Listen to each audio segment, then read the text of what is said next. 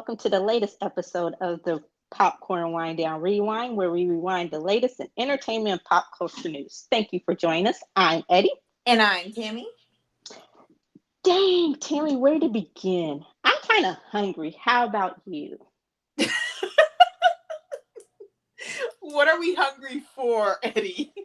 Well, butter, is number one for the fourth week in a row. Although I would not recommend eating just like straight up butter. That's kind of gross. But buttery popcorn, I don't know, buttery because if you ask toast. J Hope from that music video, he sure enough ate it like it was the best thing in the world. He did make it kind of look good, but yeah, nah, I'm not all about that. But they say butter steak. I don't know if I've ever. Well, I guess I've had a butter steak cooked in butter, just maybe not known it. I'm gonna try it myself and see how that.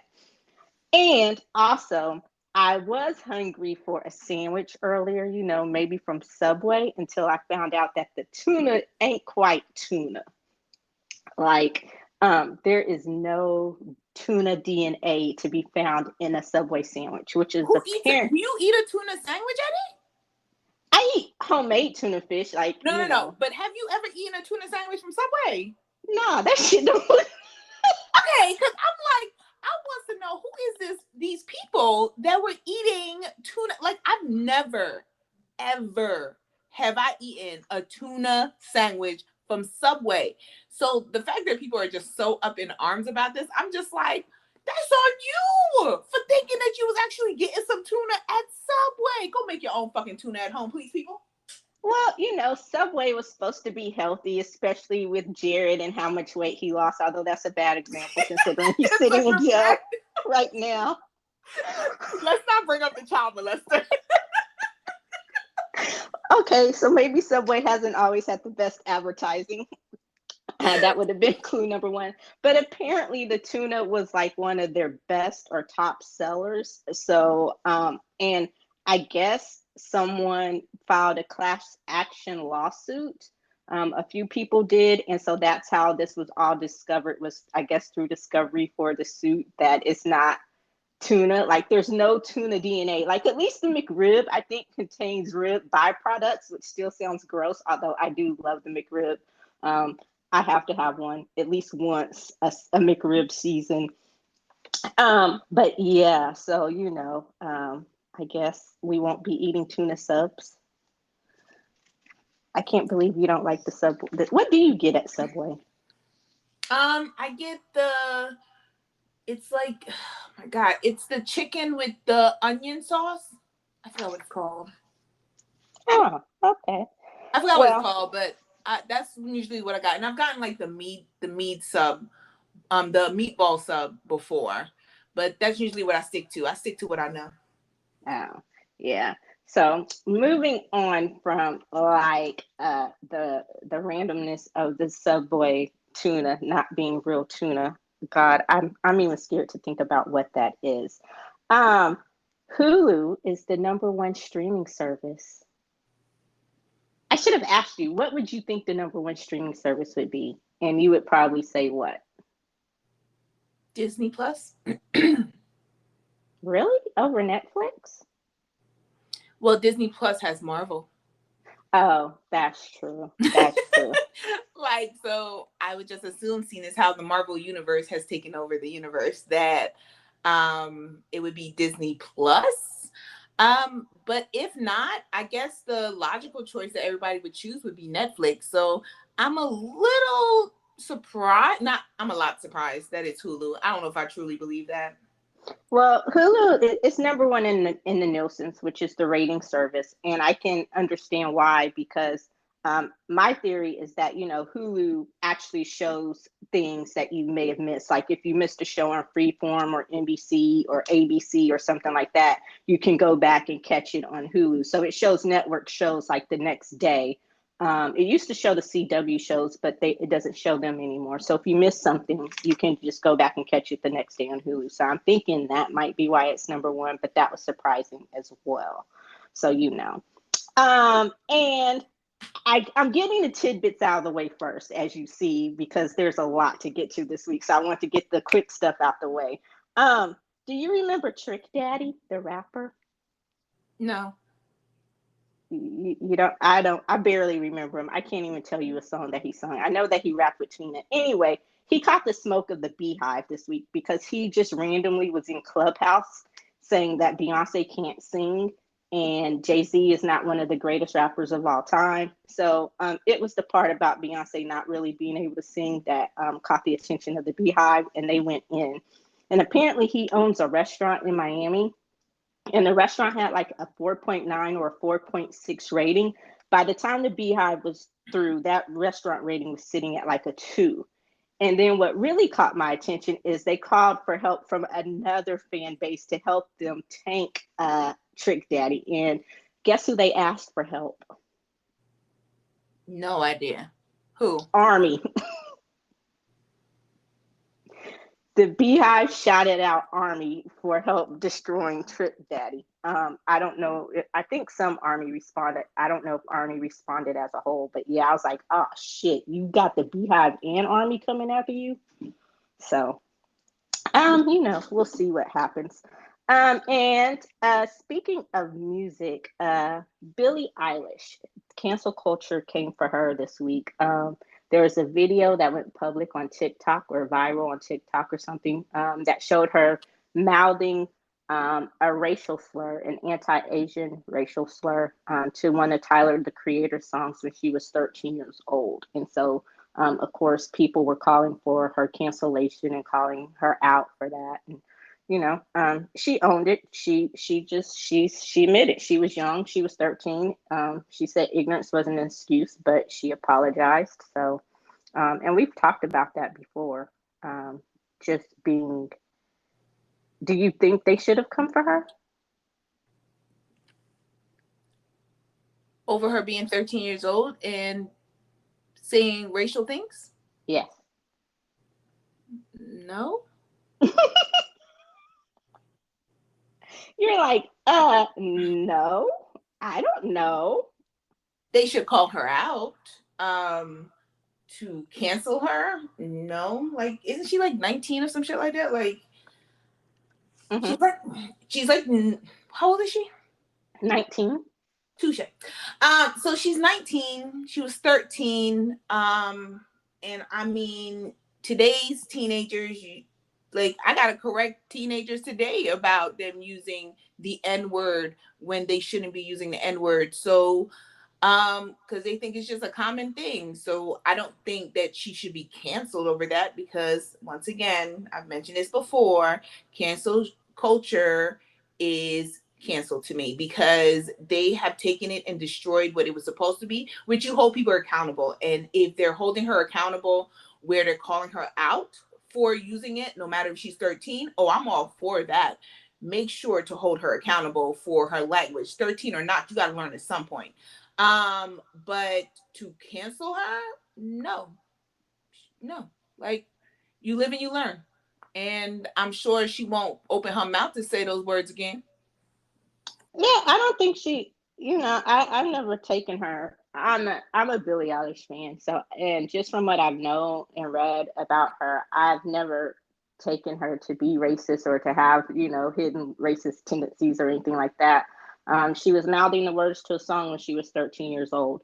They did call her out. They did hold her accountable. And, her apology it seemed sincere. She's like, I was 13. That's still not necessarily an excuse. You know better, you do better. So I'm with you. I think cancel culture takes it too far, and it does need to be canceled because it has been bastardized into meaning something that it doesn't actually mean anymore. So staying with music, Mumford and Sons lost a son this week.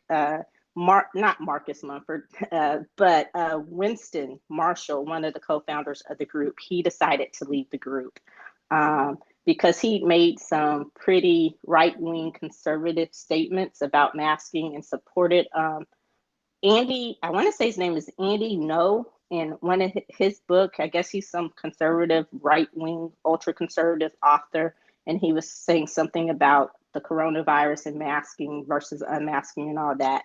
And They came for him a little bit when he first made his statements, and then he just kind of went silent. And I guess this was a couple of months ago that the story originally broke, and then over this week, he left the group. Um, so what did you think about that? Are you a Well, Mumford and Sons fan? he actually like officially left the group over the support for the book, the author for the book about how Antifa is destroying democracy. Not understanding what an Antifa actually is, which is anti-fascism, but okay. Um, so with that, they came for him hard, and he basically, instead of apologizing and stating that he doesn't think that way, he's going to double down because that is his real thoughts. And if that's your real thoughts and you want to stay true to yourself, then yeah, bounce and leave Mumford and Sons, because you do not want to have the whole group associated with your political views. Those are your political views. And I'm guessing, seeing as how he left, that they may not necessarily be the political views of his members. So, that's good. Which one is married to the actress? It's in Mumford and Sons, right? That's the Yeah, one who's married to the oh my God, what was the woman? What's the woman's name?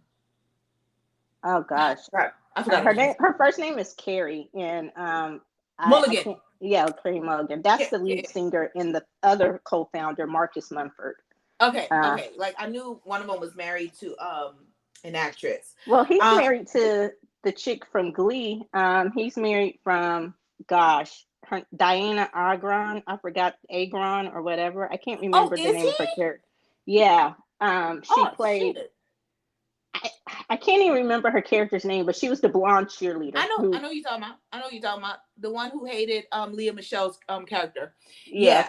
because she used to date Finn, the cheerleader who dated Finn. Yeah. Yeah. So, oh, okay. I didn't know that part, but yeah, I'm okay with that. I actually like Mumford and Sons. I like their style. I like their music. So, it changes my perspective of a group. And I'll honestly say I'm a human being, so that's what happens. It changes my perspective of a group when one of their members comes out in such a hard way on supporting certain things that I don't feel they should support or I don't agree with. Because I had this instance with you remember the group Neon Trees?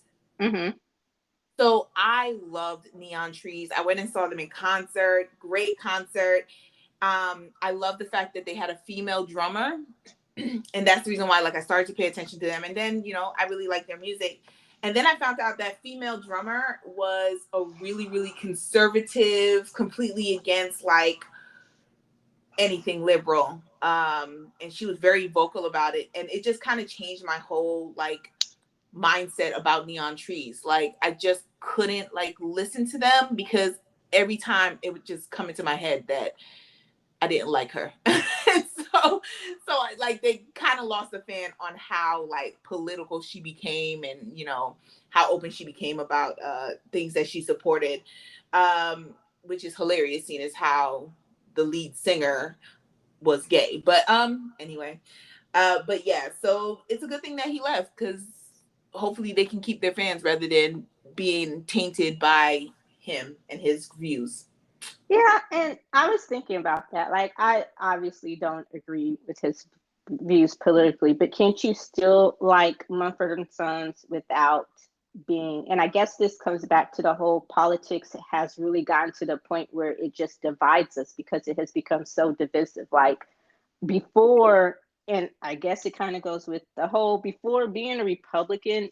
If someone told me they were Republican before, it didn't really bother me. I just knew that we wouldn't agree politically, and I was okay with that. But now, for someone to tell me that they're a Republican or conservative, it's just so much other stuff that goes into it, especially with what that party has become today. But should that mean that we can't support the group just because we don't agree with what one of the members said? Yes, yes. I'm gonna put a hard line in the ground and say yes because it taints the group.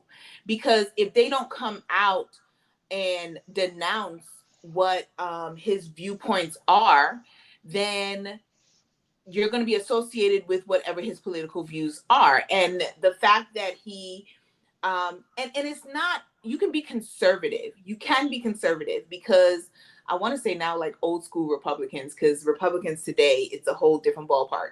But old school Republicans, like, I'm with you. Like, if you were a Republican, you were a Republican. Like, I didn't think any type of way about the fact that you were a Republican. You're conservative, go for it. Like, do you? But in today's society, being conservative just has like a deeper connotation to it that changed my whole viewpoint of you. And even if I don't want it to taint my view of your group, it's going to taint my view of the group, because every time that I hear their music, I'm going to think of you. And the fact that that you have these types of views, so it's going to be sad. But as human beings, even when we don't want to think that way, it seeps in, because that's just how, we're wired, I guess. So I will be honest and say, I would love to say that no, it wouldn't, but I'm gonna be honest and say it would. It would. Yeah. Like, because that's what it would come into my head, and slowly I would be listening to their music less and less because of his viewpoint, because I'm so against his viewpoints that I would start listening to them less and less. And I don't want to do that because, like I said, I like Mumford and Sons. So yeah. And I get it, because I remember, like I said, I want to say the story originally broke a couple months ago, and we covered it on the Popcorn Wine, on the Daily Wind Down at the popcornwindown.com. That's it. That's the plug. Pop, pop, pop. And I was waiting for an official response or something from the rest of the group, and it never came. It just kind of slowly died down. And so, and then yesterday, or not yesterday, but earlier this week, it was announced that he was leaving the group, and his statement was just that he didn't want his political views to taint the rest of the group. And I guess and once I thought about it, I'm like, okay, maybe it's a good PR move, because then you would have to have the rest of the members getting into their political views and their politics. And they're not that type of band. There's some bands that are really political and make, pop political music and all that kind of stuff, but they've never really been that type of band. So I understand that you don't now want to be this band that's defined by your politics. And then on the flip side of that, if you were to actually speak out against his politics, in a way, it's almost like you're speaking out against, and it could be perceived that you're speaking out against your band member, So I actually have to say that whoever their PR person was and how they handled this, it was actually quite brilliant. It was a quiet little thing. It wasn't this whole 6 to 8 weeks worth of controversy. It just, it's sad that it came to that, but yeah. And like you say, if that's how you feel and you want to do you, do you. Speaking of conservative, this Supreme Court, sometimes they surprise me, and sometimes they scare the hell out of me, just the way that it is aligned. And we all know about the stolen seats and all that, not to get into all of that. But they made some rulings this week that really, really, really surprised me. The first one was the expansion of free speech for students in the cheerleader case. She was a cheerleader, I want to say, in Pennsylvania.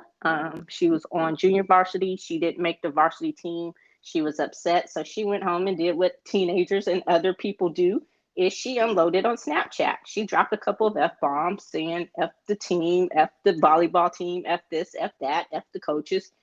She didn't make any threats or anything like that. She was just mad. She went on her little tirade, her rant, and Snapchat being at 30 seconds and it's done or whatever. Once you watch the video, it's supposed to disappear, whatever type of thing. But it got back to her coaches, and they suspended her from cheerleading. So they sued. And the lower court actually sided with her that, hey, she wasn't on campus. She didn't make any threats. She didn't threaten the school. She didn't threaten anybody. It was just her releasing some steam. That was it. The school took it further. It went to the Supreme Court. The Supreme Court, with the exception of one, so it was almost a unanimous decision, upheld the lower court decision and agreed with her that, our students have a right to post certain things on social media without being punished for it once they get back to school, even if it pertains to school. It wasn't a bullying matter. It wasn't a threatening matter. Do you agree with that or disagree? I've been waiting to hear your opinion on this. Let me just say, that Clarence Thomas is the I most disappointing Black man I have ever seen in my life. I didn't Like the mention. most,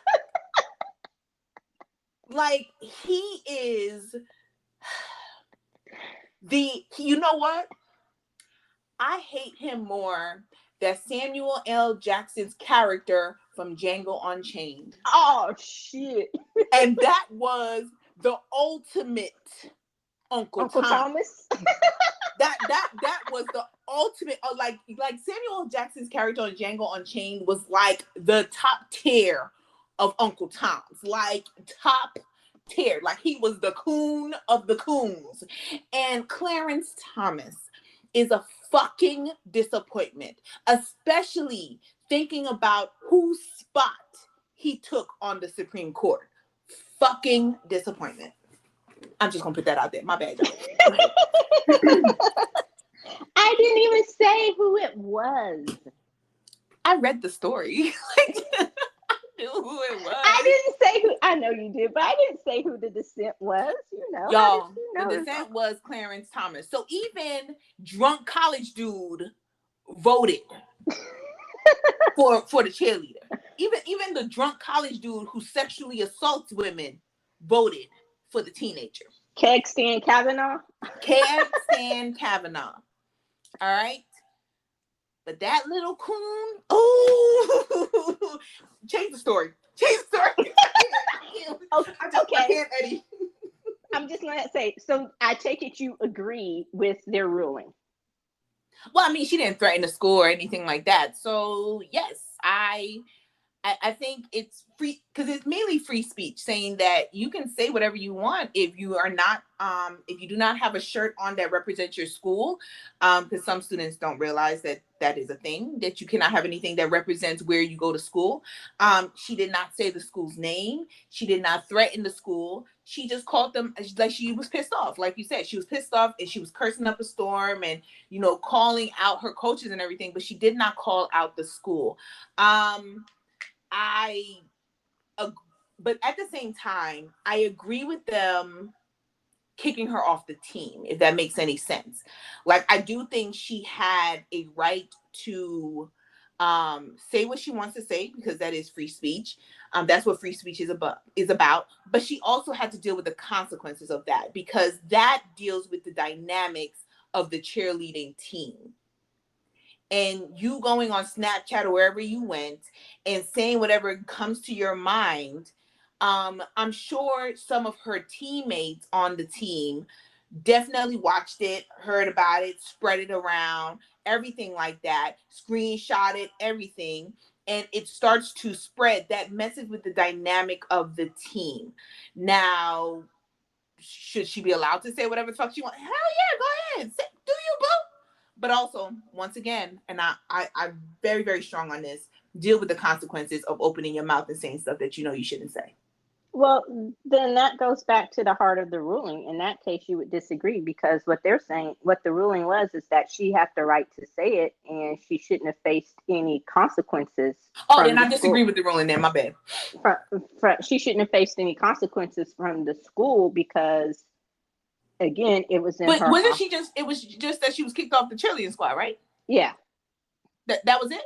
Yeah, I think so. I think so. I think it may have been cheerleading and volleyball because of the coach. So it wasn't necessarily so it wasn't necessarily punishment by the school, but mainly from the fact that she got kicked off the team. Yeah, but I guess in a sense that the school stood by the coach, like no one overrode the coach's decision, not the district, not the school, or anything like that. Okay, then I would say that that's the overall gist of the ruling on students being able to say what they want, right? I like, if she was to get suspended for doing this, then that is where I would agree that she has free speech and she can say whatever she wants. Because this goes back to, you remember that story, was it last year, I think, where those two teenagers made that racist video? and they didn't have like anything on that showed what school they went to, but they got their acceptance from their universities rescinded. Like they took back the acceptance of them to the university. Remember that story? Mm-hmm.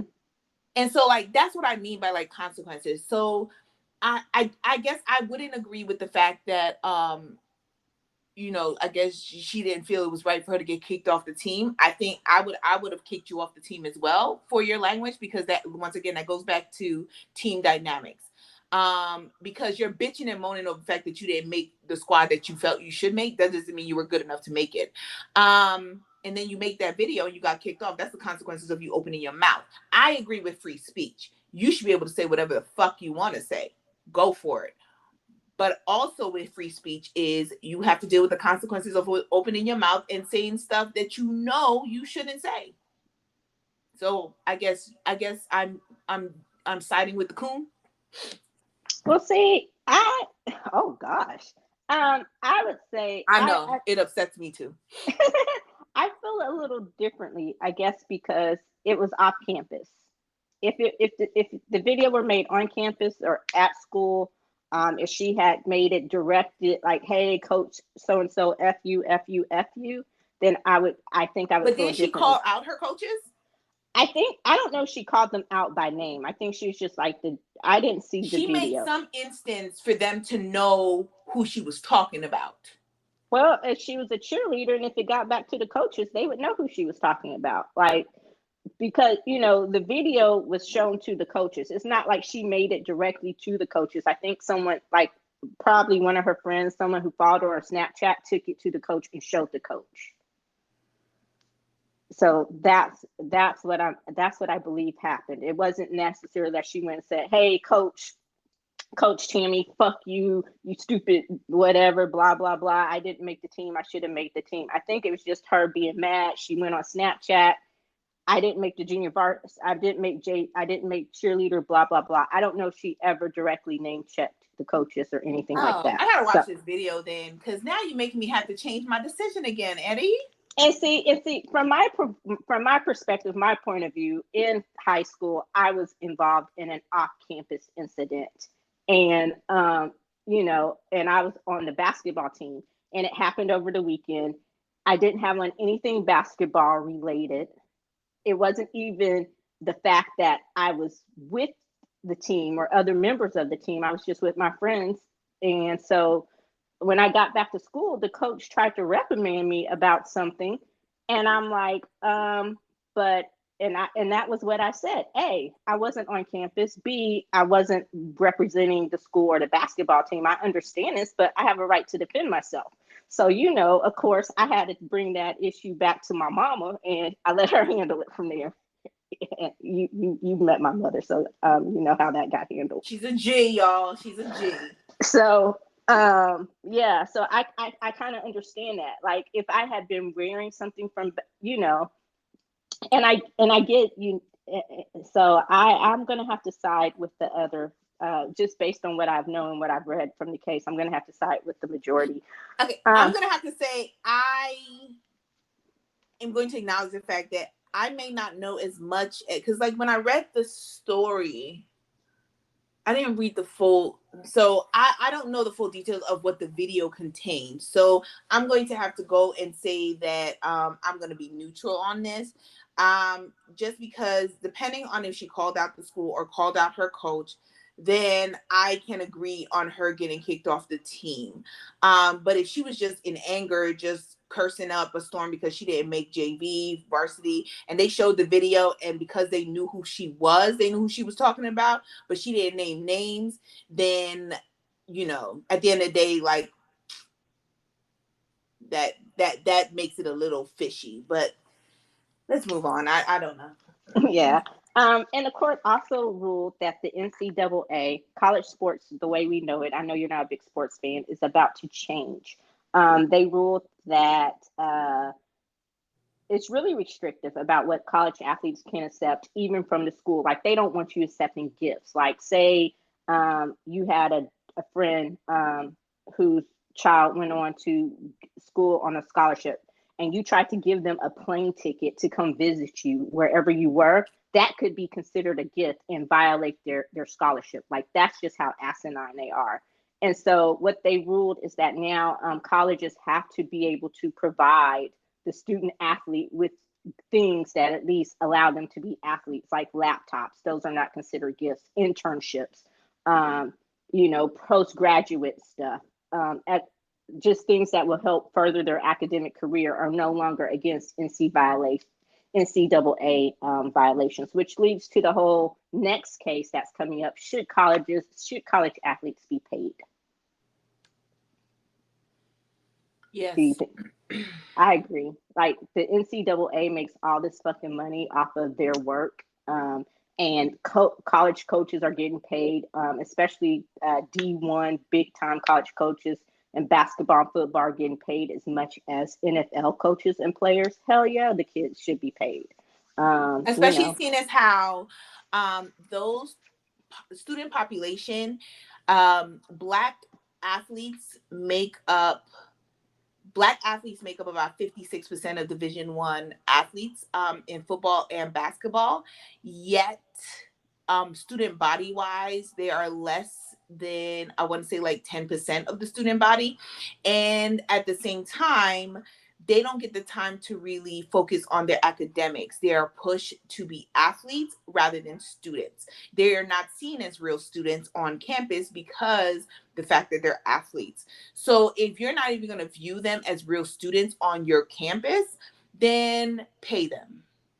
Yeah, and then going back to that original ruling, especially considering that a lot of these kids come from dirt, piss poor homes, they might not be able to afford a brand new laptop to take to school, or the laptop or computer that they had in their home, they might have to leave behind for their brothers and sisters to use. So once they get to college, to say that the college or someone cannot give them a laptop so they can do their work, you make all this money off of these video games with their likeness on it, but they can't benefit from that. Like, no. So I agree. Um, so yeah, the Supreme Court is expanding rights. Just as your governor in Florida, Texas's bastard mutated cousin is stripping them away. Speaking of colleges, did you hear the bill that he just signed into law, where at public universities in Florida, the students and the faculty have to register their beliefs? Yes. And if they do not do so, then they could be penalized. And it's just a survey that's supposed to be anonymous, but it's not really anonymous. And if you don't participate, you can be penalized. So I'm just waiting for this one to go to the court. And this is all in the name of diversity and making sure that the kids are not indoctrinated once they get to college, with anything that, God forbid, they're learning that damn critical race theory, which has become the new boogeyman of the conservative GOP, and they don't even know what the fuck it means. So that's another word that's been bastardized and taken over and turned into something evil when it's the exact opposite. So we'll see what happens with that, And they're now calling for defund the military, since General Milley went and said that he studies critical race theory. He wants to know what caused the six to happen in White Rage. And of course, Matt Gaetz and everybody else is now defund the military. So we'll see. You gotta love it all. Gotta love it. What about Sharon Stone? I love Sharon Stone. I'm just gonna start by saying that. Like, I feel like you're about to say something. She's insignificant to me. I like her. I like just how ballsy she's been and how ballsy she is. She is who she is. Love her or hate her, she's always been who she is, and she's always been outspoken. And she gave an interview that's just now going viral because of something she said, and I couldn't agree more. She basically said that Viola Davis is just as good and deserves as many things as Meryl Streep. And again, everyone came for her. Maybe because that's not why they came for her. Why they come for her? They came for her because she basically talks down on Meryl Streep. If you really read up on exactly what she says and everything like that, it's a diminishment of who Meryl Streep is while also boosting up Viola Davis, which I agree with. I think everybody agrees with that. This has been a conversation for a very long time on the fact Meryl Streep herself has said that Viola Davis is like an absolutely phenomenal actress, and she does not understand why she's not getting the recognition that she deserves. So we can all recognize that that part of the statement is definitely true. But I think it's that because Meryl Streep is on an iconic like level. She's like the standard that everybody is matched up to. And I understand what she's saying on, instead of people saying like, oh, you and Meryl finally got an opportunity to work together, they're more on, so how was it to work with Meryl Streep? So it's kind of like they're diminishing like your skill set in order to boost Meryl up. But it was kind of like when I was reading it, like Meryl Streep shouldn't be on the level that she's on. And I would disagree on that part of her statement. I think that Meryl Streep is one of the best actresses in the world, and she deserves all of that. But there are other actresses who should also get the attention and the roles that Meryl Streep is offered all the time. There is. But that does not diminish who Meryl Streep is and the skills that she has as an actress. See, when I read it, I didn't take it that way. I didn't take it to be a diminishment of Meryl Streep. You can't diminish Meryl Streep. She's the fucking goat. She is one of the fucking goats as far as acting goes. Male, female, whatever. Gender be damned. She's just a terrific actor. And no one can take that away from her. What I got from it is what you said, that, you know, and she did say this, that there's a competition because in Hollywood for so long there could only be one, and Meryl was the chosen one. She was the one that was put up on the pedestal, and she said that it created an unhealthy competition amongst, especially amongst women in Hollywood, to try to maybe build this, I guess, fake or contrived animus or animosity towards Meryl Streep or all that she's accomplished, you know. And I get that. Just like you said, it goes back to, instead of asking Viola Davis, hey, you and Meryl Streep finally got to work together, you know, what was that like, or something like that, then you go back and say, you want to make the interview all about Meryl Streep. Oh, so you were in this movie, but what was it like working with Meryl Streep? What did you learn from Meryl Streep? That kind of thing, you know. So I get what she was saying. I didn't take it as a diminishment towards Meryl Streep. So I think we kind of read it a little bit. No, but it's like, I understand what she was trying to say, but what I'm saying is people coming for her are coming for her because of that. Because it was on her talking about, like, you know, Meryl Streep is at this level, and, you know, so nobody else can be on that level. And does she really deserve that? Does she really deserve that level? Not to say that she's not phenomenal, because she did say that she's a phenomenal actress and everything like that. But it was kind of like brought her down a couple levels, like on how I read it. I was just like, oh. No, I was just like, Meryl Streep is the GOAT. Fuck that shit. Like, yeah, and I think you just hit it. I think you just hit the nail on the head when you said Meryl Streep is on this level, so no one else can be there, and that's what I got from it. She was saying, "Hey, why is Meryl Streep the only one that's allowed to even be on this level or be where she is? Why can't there be others?" It's like, why does it have to be Meryl and everybody else? And sometimes it's like that. But you, like you say, Viola Davis is an icon in her own right. Like, she deserves all the things, and even to this day, I think she is so underrated as an actress, just because she doesn't ever or get the credit that she deserves, for her roles. Like we talked about before when we did Ma Rainey. She embodies every role that she plays. She takes it and absolutely makes it her own, just like Meryl Streep does. Whether you love the movie she was in, whether you hated the movie she was in, you know the role that she played, and she made it her own. And that's how I feel about Viola Davis. So to me, that's what I got from that statement. She was saying, why does it just have to be Meryl and then everybody else? Why can't you allow others to get to that place that Meryl is too, and who are just as deserving? Concentrate on more than one person. It's just like when you look at actors, when you think about actors, it's the exact same thing. Like you have certain actors that completely dominate in acting, where they're getting all these roles, and that's everyone is talking about them, but they don't talk about the other great actors. And same thing with actresses, of course, but like, so I'm like, we just can't focus on too many people at once, and there needs to be a standard that is set. That's just how Hollywood works. And I feel that the standard that they have set, like, because I understand what Sharon Stone, and I agree that there are other actresses, because she mentioned Kate Winslet, which I also think is a GOAT. Like, Kate Winslet is like a phenomenal actress. Octavia Spencer, I think, is absolutely phenomenal as well. But there has to be a standard set. Like, what are you trying to achieve? And somebody's going to be at the top that you gotta look to on achievement. And it just happens to be Meryl Streep, and go from there. Yeah, I think, well, She just again, gets my attention.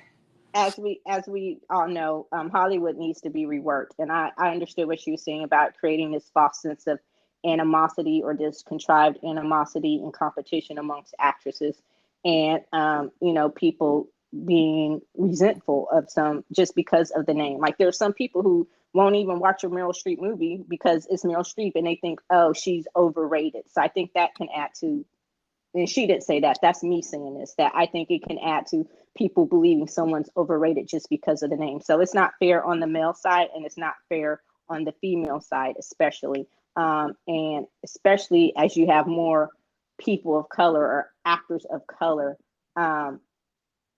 not getting chances. We know why they don't get chances. So I think it all kind of goes hand in hand. Not saying it's Meryl Streep's fault, because it's not, and you are right about about Kate Winslet. So I'm going to just go ahead and recommend that everyone check out Mayor of Easttown. It was phenomenal, and Kate Winslet was phenomenal in it. All right. So next, heading up to the Free Britney movement. I know you love Britney Spears. I know you do. I love Britney, but go ahead and tell the story. You're not down No, with go Free ahead and tell the Britney. story. You're not down with Free Go ahead and Britney. tell the story. Well, Britney Spears, we talked about it once before, but Britney Spears spoke out for the first time about her conservatorship. And she basically talked about how, I don't even know if restrictive is the right word. I don't even know if oppressive is the right word. And we all, I think, understand why she was initially put under the conservatorship, due to her mental breakdown back, what was it? It's been 13 years, so 2008. And it initially, we can all agree, it initially saved her life. But I've often wondered over the years, has she not gotten any better? Why is she still under this conservatorship? And basically, um, they have total control over her life. They say who she can marry, and by they I mean basically her dad can say who she can marry. She has an IUD that they won't. She needs their permission to remove it. She wants to have another baby. They won't let her have another baby. She wants to go. She wants to get married to her boyfriend. They won't let her do that. She's worth over $60 million, and they give her $2,000 a week in allowance. If she wants to remodel her house, she has to get their permission. They determine what color her cabinets can be in her house.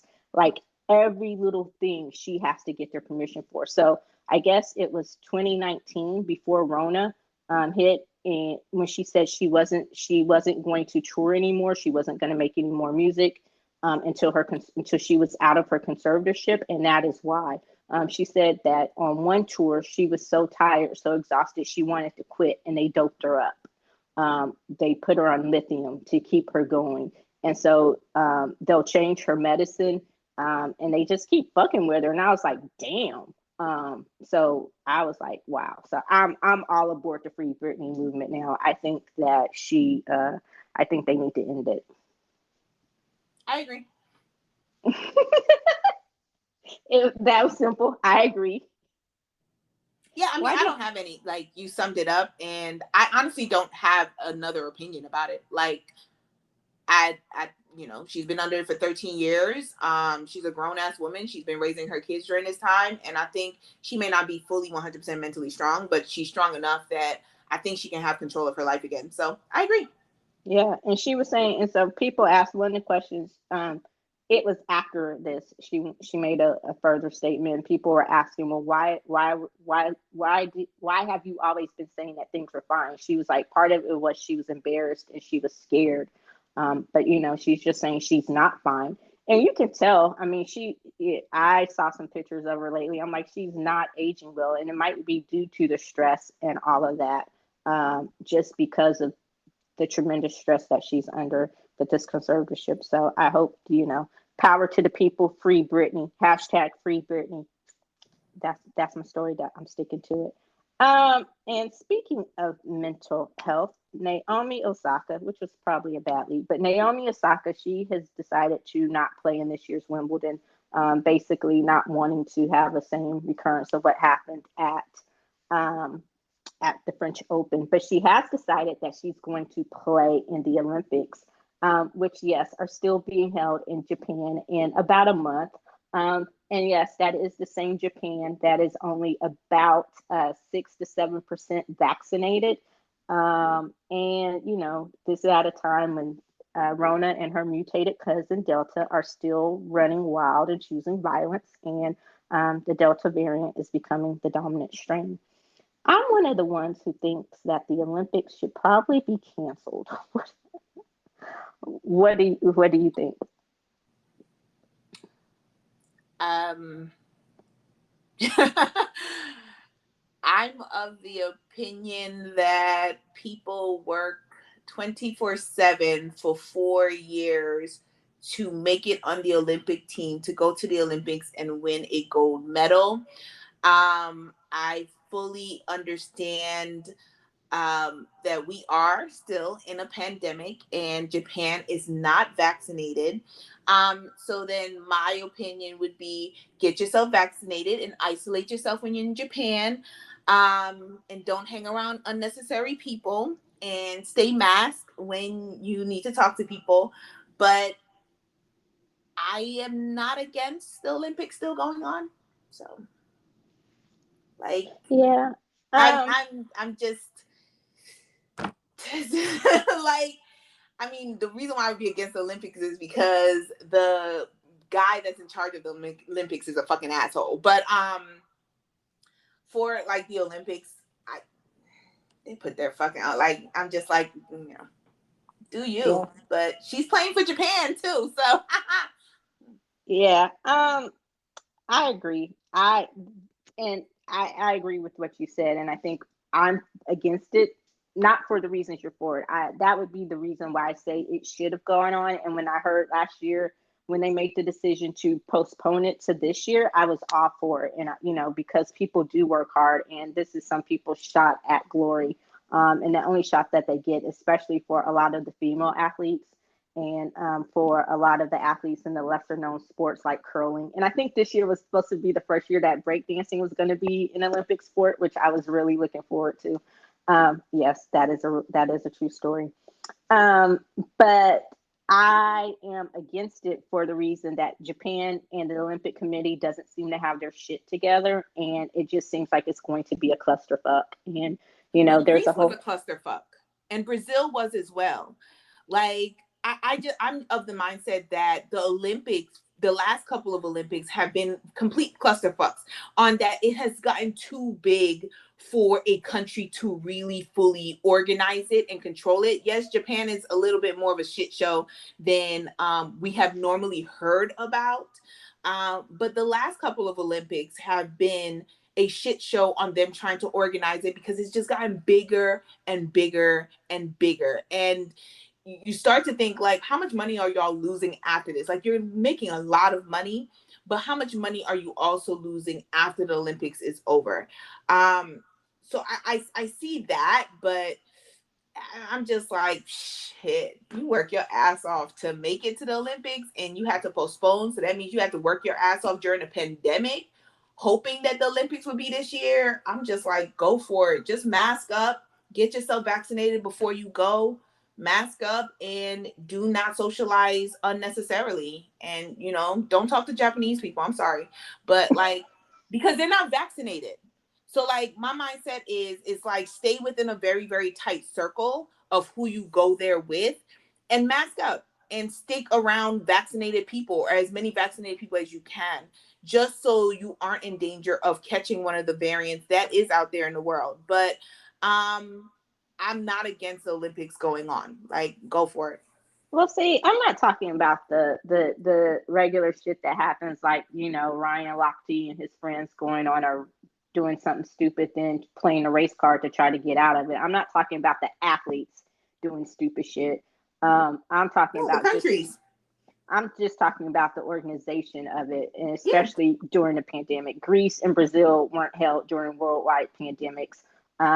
In a country that wasn't vaccinated, let's just say they're not, because you know there's not even enough percent people to register that. Um, and then you're going to let these venues hold 10,000 people who you know mostly are not vaccinated, but you're not allowing the families of the athletes to come. And they did try to put in these strict rules and curfews and stuff in place. And, you know, normally in Olympic Village, which is where they house athletes and stuff, they hand out condoms. Yes, true story. This year, they're not handing out condoms, though. So I'm like, you know, Sex is still going to happen. but hey, it's not on their watch, okay? They're not giving you permission this year to have sex because they're not giving you condoms to protect Better to you. be safe than sorry. Shit, they need to be Go buy yourself vaccinating some condoms. you know. So yeah, we'll just see. And you know, there's a whole big thing about whether NBC should continue to carry the Olympics. And again, it goes back to the money versus the morality, which I think was a bit being hyperbolic in the title and phrasing that way. Money versus morality. But for the fact that it just, and maybe, you know, it'll turn out to be like some of the other things uh, that they find a way to pull it off with as little damage as possible, where it, you know, where people won't get sick. But we'll see. And hopefully it won't be as cluster fucked up as I like that, cluster fucked up as I think it will be. But you know, for the athletes that are going, I hope that they have a great experience. And having said all that, yes, I will be watching, especially track and field. That's probably like my favorite Olympic sport to watch. I love watching track and field and stuff. What about you? Do you have a favorite Olympic sport? No. Oh, and then I was looking forward to the break. I was looking forward to the breakdancing. Maybe Nick Cannon's will be basketball, you know, since he's working on having a basketball team. Shout out to Nick Cannon having his 7th kid, 4th in 1 year. I don't know if we should shout that out or what, but you know, congratulations. Congratulations to your super sperm. Someone should have handed him a few condoms before he went in, but you know. He don't like condoms. It takes away from the natural feeling. Well, well, you know what? He obviously ain't got no pull-out game. That shit is weak. Wait. Like on Bridgerton? Yes. His pull-out. He took a lesson from the Duke. He does, because his pull-out. Hey, maybe his kids will go play for Duke. His pull-out game is shit. and we know that fool making twins. Like Mariah has some twins, and then one of the two of the kids born this year were twins. So nah, no. You like go for double or nothing. Like nah, bruh, we good. But yeah, congratulations. You got the money, so go for it. Shit, money ain't everything. And by the way, these are different women.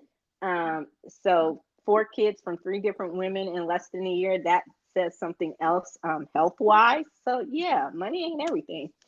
And in the week's biggest story, I guess we saved the best for last. I don't know. But Carl Nassib is the first active player in the NFL to come out as gay. He is a defensive lineman for the Las Vegas Raiders. It's still hard for me to say Las Vegas Raiders. I barely got used to saying Oakland, even though I wasn't even born when they played in LA. But still, I kind of just knew them as the LA Raiders, then the Oakland Raiders, and now Las Vegas Raiders.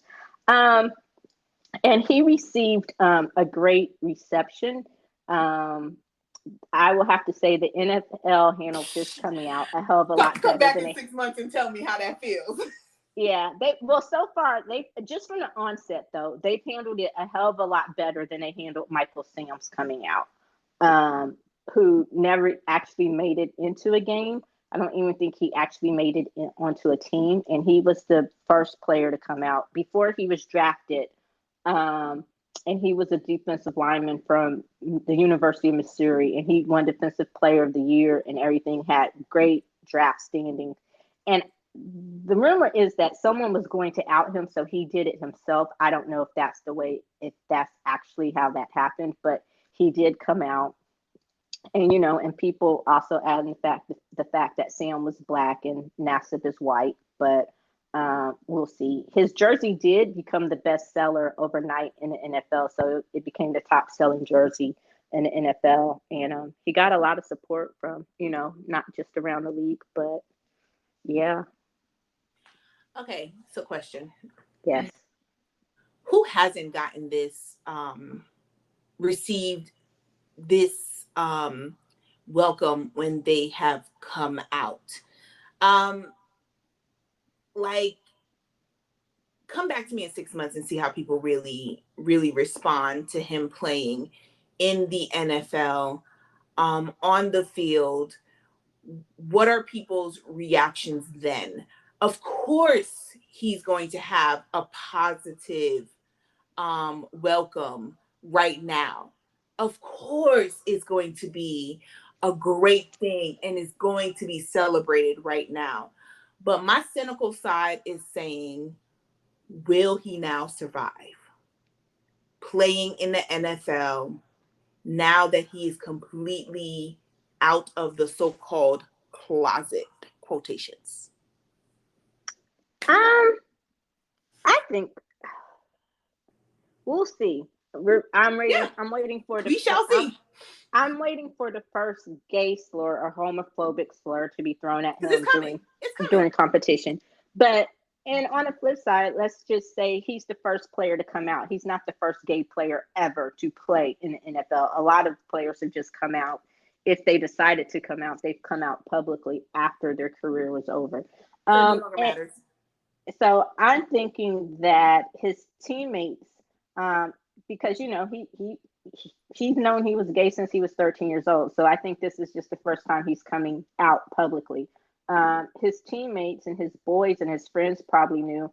I'm sure he talked to just by the way this was all handled. I'm sure he talked to his teammates. I'm sure he talked to his team, the coaches, and I'm sure the NFL was alerted that this was coming. I'm not saying it was all orchestrated or planned that he would be the one. I'm just sure, just based on watching his video, this is something he's been thinking about for a while. And like I said, players on a team they know who's gay, they know who's not gay. And you have people who are down with it, and you have people who are not down with it, just like in real life, in everyday life. So, like I said, I'm sure they knew, but I'm sure that part wasn't a shock to his teammates, and especially those who know him really well. But yeah, I'll be interested to see how the fans react once the Raiders go beat up, especially, oh God, I'm have to look and see if they go to the most disrespectful sports town on the face of earth, Philadelphia. That would be a challenge. Those motherfuckers booed Santa Claus. So the Philadelphia fans are just blatantly disrespectful. They have no fucks to give about who you are. Everything is nothing is off limits to them. So it would be interesting to see how it's perceived once we get into games and what the opposing fans have to say and all of that. So yeah, we'll see if it still is a kumbaya moment once we get into the heat of competition. But I do think it's a big deal, and I wish him well in his continued career. And I agree. I hope we get to a point where announcements like this really become unnecessary. Not in my lifetime, but yeah. We might. I think No.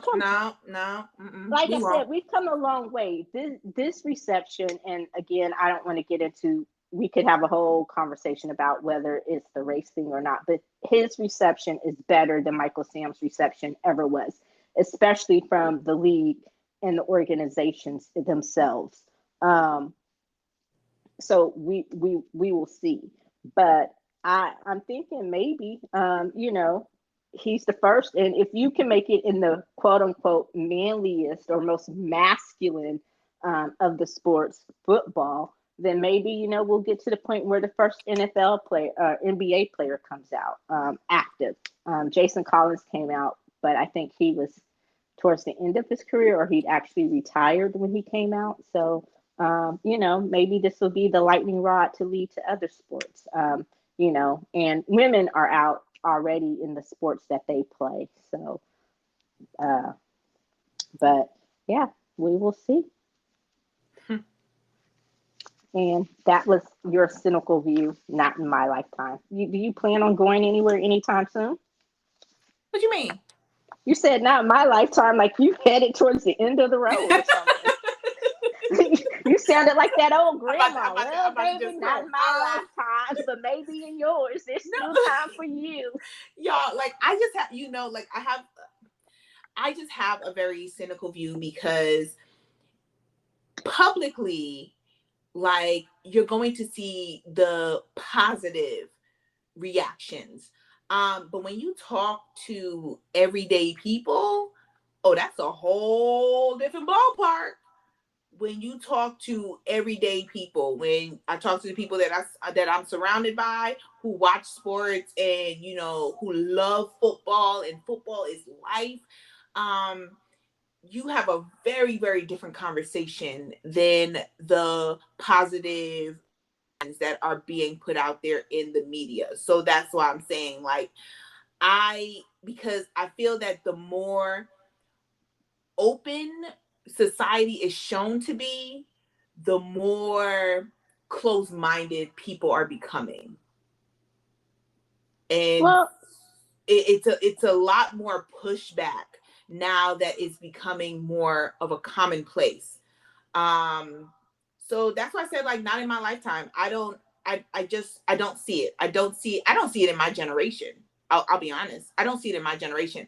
In the next generation that's coming up, yes, I definitely see it becoming a more common, like it's no big deal kind of thing. But my generation is the last generation where they're gonna fight you through and through until the end.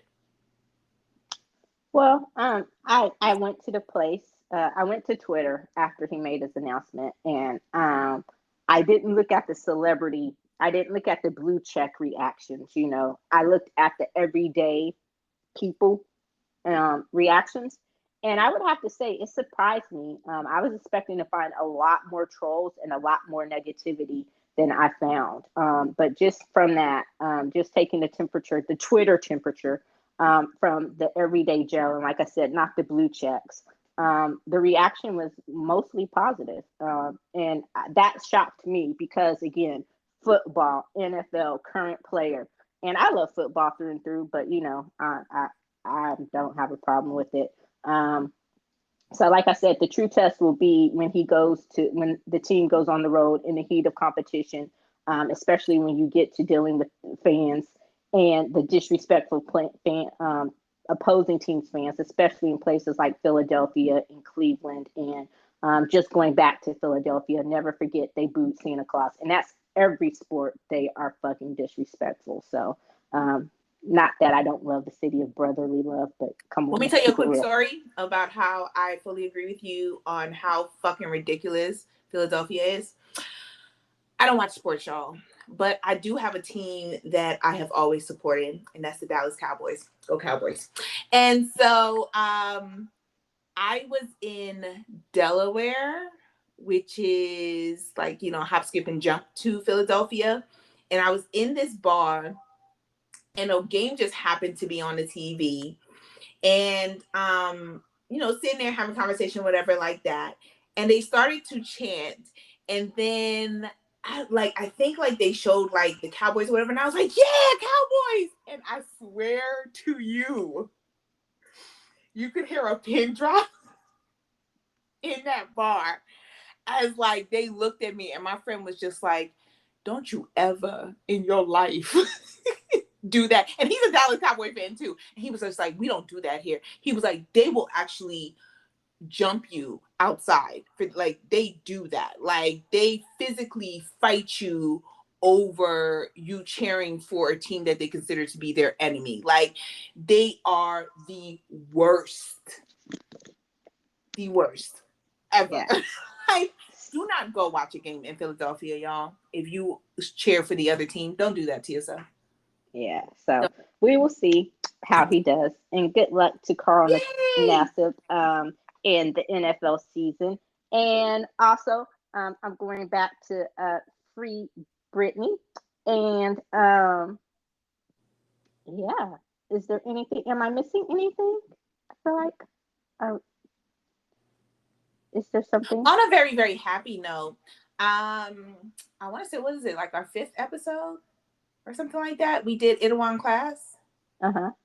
So the main actor of Itaewon Class, Park Seo Joon, for anyone that does not know who he is possibly joining the Marvel universe. Definitely, he's gonna be bringing up his star power. If the talks are finalized, he's currently in talks to join the Marvel universe, but hopefully, fingers crossed, he does actually join and he signs a contract. Because once you're in for life. Oh yeah, So and I'm excited about that. ain't no money like that Marvel money, baby. Ain't no money like that Marvel money, baby. And he would be joining the Marvel, so I am looking forward to that, and I hope it happens. And if so, he will come to the U.S. the second part of this year, so probably towards the end of the summer to shoot the movie in Atlanta. So he'll be here mostly. And speaking of Marvel, there's a big thing about Bucky and Sam's bromance, about how two straight men can't just be friends. And Anthony Mackie, being Anthony Mackie, he totally fucked up the conversation and the response. I get what he was trying to say, but the way he said it just came out problematic as fuck. But Do you mean homophobic as fuck? that too. Yes. I mean, I get what he was saying. I get it too. I understand where he was trying to go, but he hit like a speed bump and the car flipped over, and it was just like, yeah. Yeah. So Like Anthony, like, oh yeah. Like it just ended up sounding very homophobic. But I understand what he was trying to say. Like at the end of the day, I don't understand this whole Bucky and Sam bullshit that is going on, because we need to encourage more heterosexual male friendships and relationships where they are really, really close and they can hug each other without feeling like there's a romance that is brewing, which pisses me off so much when it's just automatically like you have these fans who just make these groups up and these fanfics that are just ridiculous. And then you just kind of change the dynamic, because then doesn't it discourage men from wanting to build those types of close friendships? Because then they feel like they have to keep some type of distance away from their boys, which yeah, you shouldn't have to. I hate it for so many reasons. When you have when someone says "I love you," no homo. Well, dude, I'm not even like, you don't have to put that on there. Or I'm not gay, but I love you. That's my boy. Or I'm not gay, but that, If like, it's your boy, then your boy yeah, wouldn't even think that way. like you don't need that disclaimer, You know. So I like it, and I don't have a problem with the term bromance. I get what they mean by that, but when you take the bruh off and you just want to have a romance, two straight men can be friends without them being automatically romantically inclined, or can be close friends without being romantic towards each other. And on the flip side of that, men, let me just tell you, every time you see two women, it may be your fantasy to have two women at one time, but it's not our fantasy. Stop Whenever we're hanging out with sexualizing other them. girls, we don't always want to go out and bang our girls. Okay. Yeah, it's not necessarily our fantasy. Majority So of the time, nobody wants to bang their girl. Like, oh, anyways, exactly. that's a whole nother conversation we need to So have. us hanging out with our friends is not us wanting to be secret undercover lesbians. I'm just saying it is a different conversation for a different day, and I think we'll get back to it. But that officially does it for this episode of the ReWine. Please be sure to listen, like, follow, and comment on Apple Podcasts, Google Podcasts, and or Spotify Podcasts. You can also keep up to date on the latest in entertainment and pop culture news, as well as other amazing kernels. See what I did there? You like that, huh? Of course. of pop culture goodness at thepopcornwinedown.com. That's it. That's the plug. Pop, pop, pop. Maybe for our anniversary, Tammy will get me an actual sound effect. That's all I want is a little sound effect. Okay. Thank you, as always. And until next time, I'm Eddie. And I'm Tammy. Bye. Peace.